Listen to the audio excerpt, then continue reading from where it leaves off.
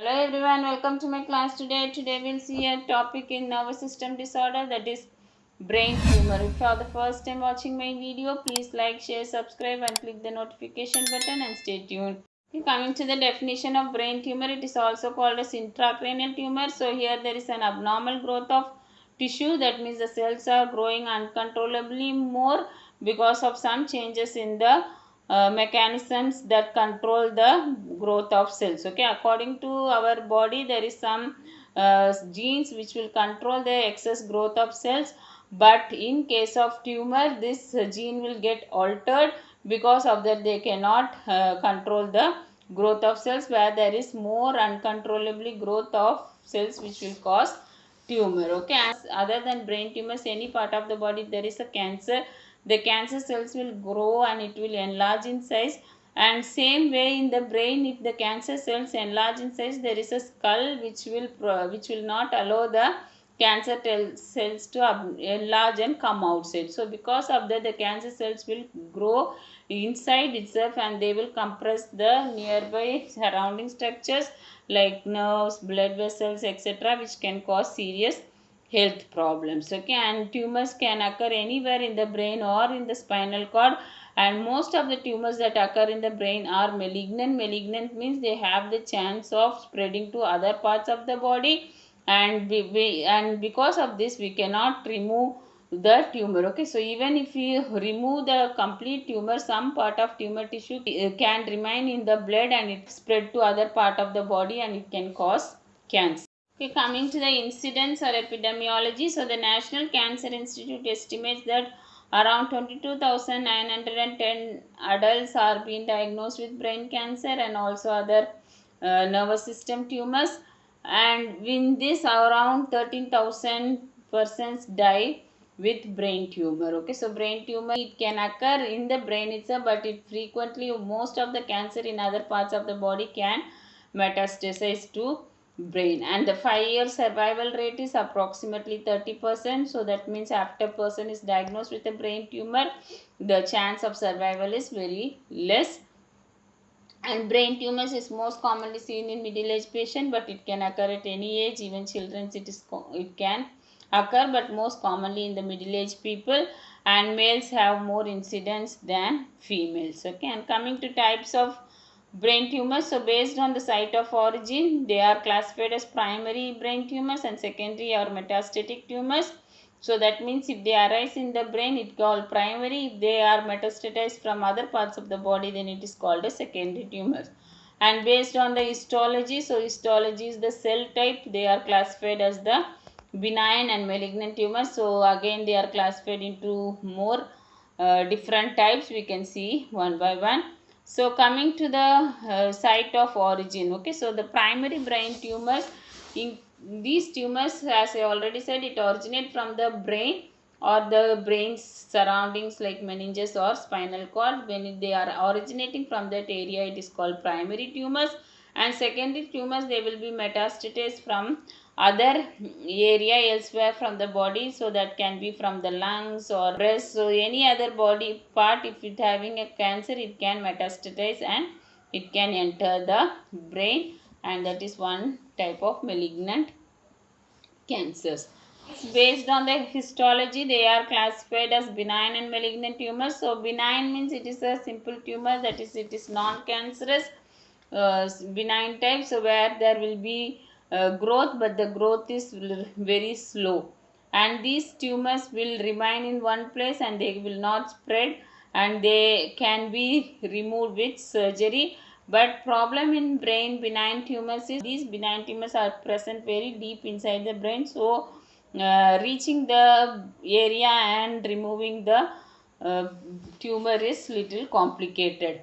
Okay, and if the tumor cannot be completely removed, due to the tumor will gradually grow and it will enlarge in size. Okay, and malignant tumors, these are all cancerous growth, they are fast growing and can spread to other areas. Okay, so that means from other areas the tumor can come to the brain, and from brain it can go to other areas. Coming to the primary brain tumors, they are classified as gliomas. So glioma Means, so in the nervous system where there are two types of cells, one is neurons and another one is neuroglia cells. Okay, so when the cancer arise in these neuroglia cells, then it is called as glioma, and mostly 78% of the gliomas are malignant type, so they will spread. And again there are types of neuroglial cells. So according to the types in which area the cancer is present, they are again classified as astrocytoma, which means the cancer is present in the astrocytes, and ependymomas, which means tumor arise from the ependymal epithelium. Glioblastoma means tumor in the primitive stem cells, which is also called glioblast, and oligodendroglioma means these tumors arise in the oligodendrocytes. Okay, and next is meningioma. So according to the name meninges, okay, so they occur in the covering of the brain, so that is covering of the brain and spinal cord, and mostly these are non-cancerous, that means they are benign type. And next is acoustic neuroma. So these are also benign tumors. They will mostly occur in the inner ear and the cerebellum area of the brain, which that means they control the balance and hearing. So in this area, so mainly in the neuron there is a part called Schwann cells. So when these Schwann cells are going for tumor, then we call it as schwannoma. And pituitary adenoma means these are also benign tumors. They develop in the pituitary glands, and when these cancers are present, then there will be increased production of the hormones. And medulloblastoma means these tumors are most common in children, and these occur in the lower back part of the brain, that is which can spread to the spinal cord. Okay, so in the medulla oblongata area where the brain is connected to the spinal cord, so in that area the tumor will be present. And germ cell tumors, so these are also most common in the children. So that is from the testicles or ovaries where the zygote is forming and developing into the brain, into a brain. So that developmental area there will be tumors. And craniopharyngioma, so these are all one rare kind of tumors. So these tumors are present very near to the pituitary gland. They can grow and also destroy the pituitary structures. Okay, so these are the types of primary brain tumors. Again, secondary brain tumors, so as I already said, from any other part of the body it can metastasize, that means spread or grow and come to the brain. These patients will have a history of cancer, and like breast cancer, colon cancer, kidney cancer, lung cancer, melanoma, skin cancer. So from these areas it can spread to the brain. Okay, and then coming to the types of benign brain tumors. So in benign there is chordoma. So it is a slow growing tumor, most common in 50 to 60 years person, and it is located in the base of the skull, that is at the lower portion where the spine is starting, and these tumors are benign and they grow invade the nearby structures. Okay, and gangliocytoma means these are gangliomas and anaplastic gangliomas. So anaplastic is also multiplication of cells. So these are rare tumors. Ganglions are nothing but group of nerve cells. So these nerve cells will go for cancer, and most common in the young adults. Okay, and glomus tumors, so these are tumors that are located in the temporal bone of the skull, that is near the middle and inner ear structures. Okay, so in that area the tumor will be present. So when these tumors are present, they can affect ear, neck, skull, and surrounding blood vessels and nerves. And pineocytoma, so these are benign lesions which will arise from the pineal cells. So these cells are present in the brain and most commonly present in adults, and these are well defined, non-invasive, homogeneous and slow growing. Okay, so homogeneous is in a particular area, in a particular shape and size they will grow, and non-invasive means they won't spread. Okay, so these are types of benign tumor. Next is types of malignant brain tumor. So they are astrocytoma. So as I already said, they are present in the astrocytes, and astrocytes are present in the brain. So anywhere in this area it can cause, and most prevalent in the adults, and sometimes it can also cause children and younger people. Ependema is a well defined tumor with neoplastic transformation. Neoplastic means they can spread to other organs, and these ependymal cells are presenting in the lining of the ventricles. So when these tumors are there, then it can cause obstruction of the cerebral spinal fluid flow, which can result in cerebral edema, etc. Can glioblastoma multiforme? So it is also one invasive type of glial tumor. So they have poor prognosis, and they are composed of different types of cells. They can also affect astrocytes and oligodendrocytoma. So these are all primitive stem cells. Okay, that means where the neurons are forming in those area, these tumors will be present. Okay, and medulloblastoma, so these will arise in the cerebellum, and these are also high grade tumors, and mostly we have to go for radiation or chemotherapy when patient is having medulloblastoma. And oligodendroglioma, so these are cancer which is present in the myelin sheath of the neurons, and in the myelin sheath is a thing which will cause insulation to the nerve fibers. That means they will support and protect the nerve fibers. So these are malignant type. Next, coming to other types. So other than these primary, secondary, and benign and malignant, there can be other tumors like hemangioblastoma. So these tumors will present in the blood vessels that are supplying to the brain, and they are located in the cerebellum, most common in 40 to 60 years and most prevalent in men than women. Next is rhabdoid tumors. So these are highly aggressive. That means they grow very faster. They can spread throughout the central nervous system and also outside the central nervous system to kidneys. They can spread, and most common in younger children, but they can also occur in adults.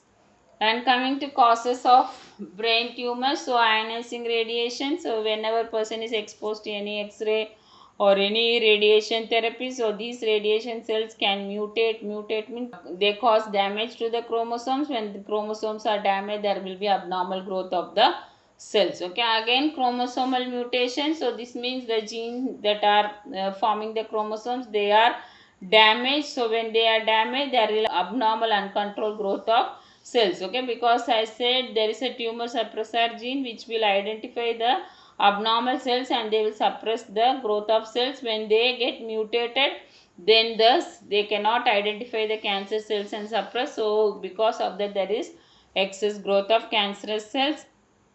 And next is environmental factors. So this is when person is exposed to some harmful chemicals in the environment or any magnetic fields. So these things can again also cause alteration in the gene, cause uncontrollable growth of cancer tissue. Next is family history. So some tumors, they can also have a genetic pattern. That means if any family member is having tumor, they can also pass their gene to the children. So children can also get the tumors. And head injury. Okay, so when person is having head injury, there can be formation of inflammation and infiltrative lesions in the brain. These inflammation and infiltrative lesions, in a long run, they can also become a cancerous tissue, and which can result in tumor. And use of electronic devices. So this is most common in many people. So nowadays they are addicted to cell phones and earphones, etc. So when chronically people use these cell phones and earphones, they can again have excess radiation, which can cause changes in the DNA and which can result in brain tumor. Okay, coming to the pathophysiology of brain tumor. So any chromosomal mutation or exposure to ionizing radiation. Okay, so anytime if the person is exposed to radiation, etc., they cause mutation in the gene. So mainly a gene called tumor suppressor gene is present. So this goes a survey in the blood, and whenever it sees any abnormal tissue, it will control the growth of the cells. Okay, but when this gene itself is getting mutated means there is alteration in the gene, then it cannot identify the tumor cells and cannot control the growth of cells, which can result in excess growth and formation of tumor. Okay, so these tumors, they can arise exactly on the brain, like in primary tumors, or in secondary tumors they can metastasize from other part of the body and enter the brain. And the tumors will start growing slowly, and they cause compression to the nearby structures and nerves. So when the nerves are compressed, they go for neuronal damage. Again, when the blood vessels are compressed, there will be vascular obstruction. So the part where the compression is there, that area of the brain will not receive the blood supply. So again, nerves will go for damage. And if the tumors are present like somewhere near the ventricles, as in epidermal tumor, the CSF flow will be obstructed, which can result in cerebral edema and hydrocephalus. Okay, so finally patient will go for neuronal dysfunction because the nerves are getting compressed. Okay, signs and symptoms of brain tumor. So new onset of headache. Okay, suddenly patient will have an headache, and that will be very frequently patient can have this headache, and it becomes severe, and patient may show nausea and vomiting whenever the patient is having cerebral edema and increased ICP. Then the patient will show nausea, vomiting. This is because compression of CSF, which can cause cerebral edema, and in order to remove the excess edematic fluid, our body will put out the nausea and vomiting. Okay, and again, according to the area where the nerves are affected, the body problem is be there. There can be changes in speech, vision, hearing, ataxic gait, that means lack of coordination of movement, change in mood, personality, inability to concentrate, and problems with the memory. Patient can have seizures and tingling and numbing sensation in the arms and legs, that is due to weakness, and gradual loss of sensation. Okay, sometimes early patient may be confused, disoriented, and also loss of consciousness will be there, and patient may have paralysis of extremities, that is lack of movement, and confusion, disorientation, and responsiveness. So that means patient is losing the consciousness, and personality and behavioral changes will be present. Okay, next coming to grading of tumor. So grade 1 means the tissue is benign. So very small growth. Sometimes you cannot even identify it is a cancer cell. That is grade 1. And grade 2 means it is somewhere like malignant, where it can spread. And it also will look like normal cell, but little more than grade 1 tumor cells. And grade 3 is a malignant type of cells, which are very different from normal cells. That means there will be abnormal cells, and there will be very faster growing cells. And grade 4 is malignant tissues. So that means these cells will be very abnormal in size, and they will easily grow. That is, quick growth will be there. And coming to diagnostic findings, so we see the neurological examination. So again, in neurological examination, we have to see the GCS monitoring, where it will show the level of consciousness, and pupillary reflexes to see the patient's consciousness, and other cranial nerve function, motor, and sensory function can be assessed to identify what is the problem. And MRI with MR angiography will be done. So these two identify where there is any abnormal areas in the brain, and in angiography we can see if there is any involvement in the blood vessel. And CT scan with contrast again to see the tumors, where it is present, and if patient is having any hydrocephalus and cerebral edema, that can be identified. And positron emission tomography and single photon emission computed tomography. So here in positron emission tomography, they give a simple form of glucose, and then they take the scans. And in single photon emission computed tomography, so the radioactive element is given, and then they take the CT scan. So in that you can identify clearly the normal and abnormal tissue, because normal tissue will use up the chemicals, that is glucose, for metabolism, whereas abnormal tissue they do not use up. So there will be a change in the color, which can be seen in the scan. And next, cerebral angiogram. So here you can precisely identify where the tumor is there, whether they have any obstruction in the blood supply, and any compression of blood vessels. This all can be identified in cerebral angiogram. So here also they inject a dye, and then they place the patient in a fluoroscopic or an X-ray machine. So in the X-ray machine, it will clearly show the blood vessels, and whether there is any obstruction. And CSF analysis. So in this you can identify if there is any tumor tissue in the cerebrospinal fluid, And last is biopsy with computer guided stereotactic biopsy. Through a computer guide technique, they can take the cancer tissue using a bioptome, and that tissue will be sent for investigation to identify whether it is a benign or a malignant tissue. Next is surgical management. So because it is a tumor, we have to remove the tumor. So in this stereotactic surgery is there. So here they will connect the patient to a computer machine. So precisely they will identify where the cancer tissue is there. Once we identify the cancer tissue, then you will be precisely removing the tumor. So and this is most commonly done for benign tumors. Okay, next is craniotomy. So craniotomy means opening the cranium. A bone flap will be removed, and inside dura mater everything will be removed, and then you can visualize the cancer tissue, and then that tissue can be removed. And if there is any excess fluid, like in case of cerebral edema, then you can remove the excess fluid and decrease the ICP. And again, if patient is having hydrocephalus due to cerebral edema, then we have to do a procedure called ventriculoperitoneal shunt. So here there will be a small catheter with a pressure monitor will be present, and that will be connected from the ventricle to the patient peritoneal cavity. So the excess CSF fluid will drain through the tube, and it will be draining into the peritoneum, and mostly these shunts are kept permanent. Next is radiation therapy. Usually for brain tumors, external radiation therapy is given.